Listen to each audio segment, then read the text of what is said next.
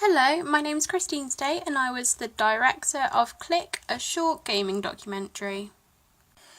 The aim for this documentary was to provide an insight for a lot of parents who are generally worried about their children gaming too much, especially on school nights, during the holidays, and they think that their kids should be out playing with their friends.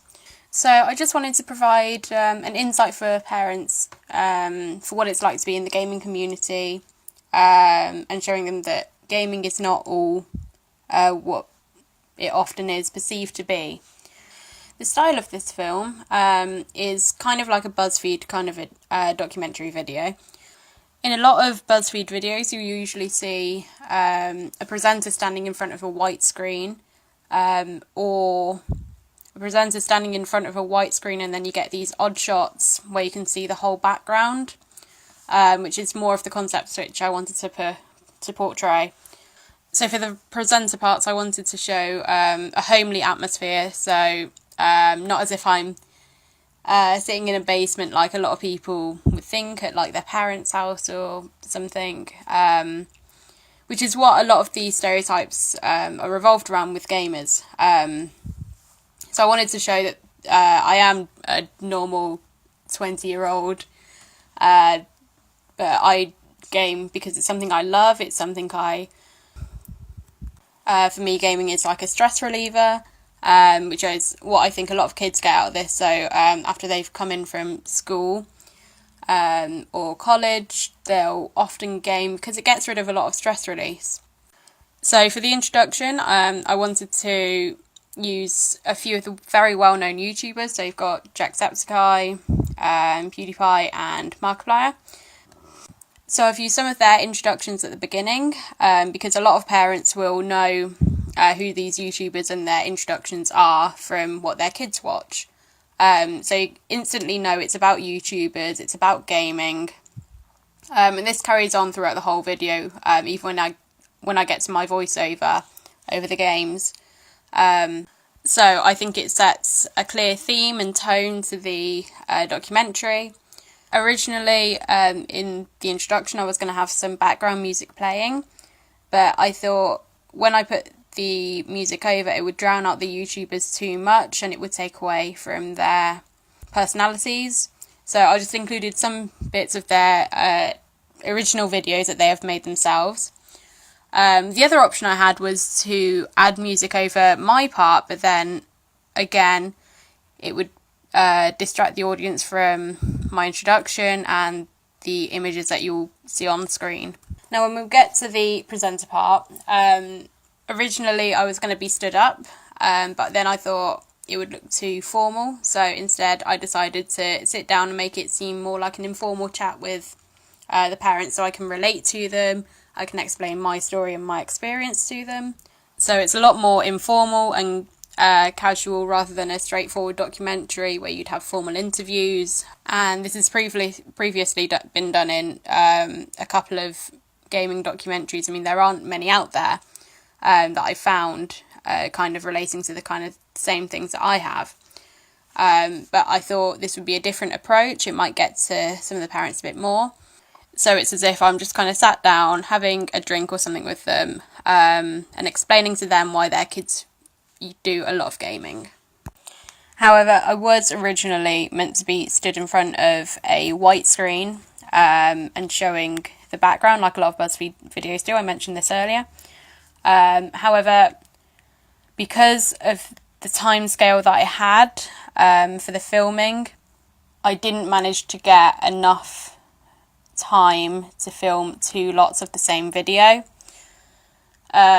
because I just didn't have the capacity or time to do it. Otherwise it would eat up into my editing time, and I wanted a lot more editing time than I already had.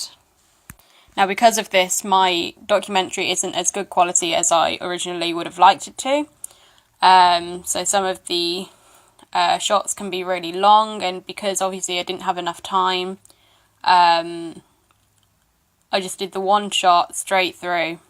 This may not have been a good idea. I maybe should have eaten up into my editing time a bit more, because it just means that the video is mainly just one long shot. However, to make it a bit different, I have added and overlaid images over the top, so it gives a bit more of a visual aid rather than just having me sat in front of you talking for 10 odd minutes. I also added an interview in there. Now, unfortunately, the interview was meant to be in person. However, there was a breakdown of communication between me and the interviewee. So he didn't tell me that he was going on holiday around a certain time when I was meant to be filming his interview, which meant we had to deal with a telephone or FaceTime interview, which could look a bit too shabby in a gaming documentary. However, he wasn't going to be back before my deadline, so I had to deal with what I had. So next time I will make sure that he's free all the time, or free around that deadline date. There could have been a lot more communication, so emails, Facebook, texting, phone calls, just so we could keep that communication going and that nothing would have gone wrong. So next time when I'm doing a filming project, I need to make sure that I've got the right amount of time to be able to film the documentary. Pre-production also took up a lot of my time as well, using mood boards, the script, the storyboard, the shot list. All of that took up a lot of time, and it took up a lot longer than I expected, so that ended up eating up into my filming time, which is why I feel like my documentary could have been a lot better if I'd planned out which pre-production document needed to be done for when.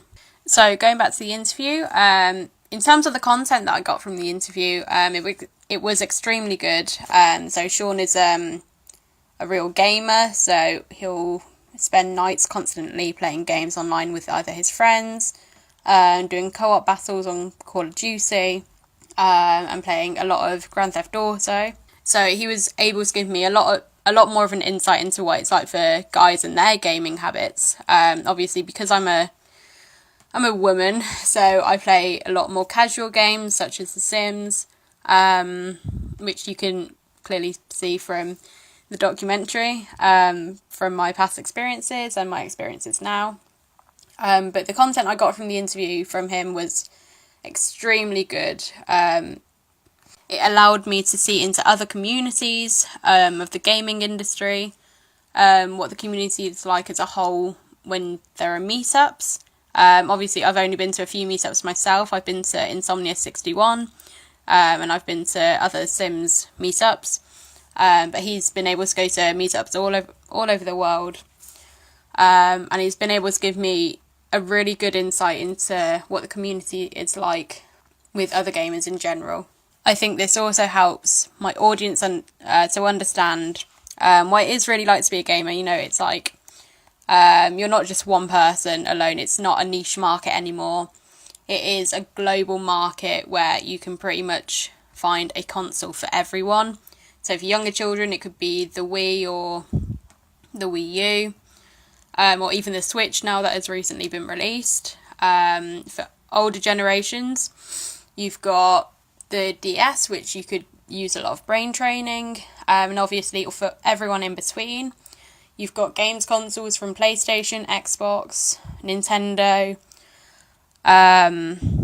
So I think Sean has really helped me to understand what other communities are like, and it helps a lot of the audience understand what it is like to be a gamer as well. So when I posted this documentary on Facebook, a social media website, I posted this on a group which had a lot of parents in. The group is called Cheddar Mums.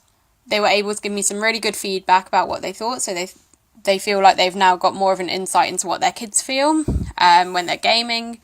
It's like a stress reliever, and I think it's really helped parents to understand what their kids are going through, and that they do need time to de-stress from school or any part-time jobs that they have. but I got some really good audience feedback from them, and it's definitely helped my understanding making this documentary. So the main things I need to focus on next time for making a documentary is to improve my timing, and possibly improve my marketing, because I only posted the introduction on Facebook and then asked them to click on a link, which obviously is clickbait, which is what a lot of the BuzzFeed styles do. But I could have done a lot more marketing. I could have done maybe more posters or adverts for Facebook for other people to watch, maybe target it to different audiences to see what they think. However, overall, I do think I've met my aim, which was to try and persuade parents to listen to their kids' point of view, which I think I have achieved, and I do think that I've got parents to listen. So thank you so much for listening and watching my director's commentary. I hope to see you next time on my next short film that I will do, and goodbye.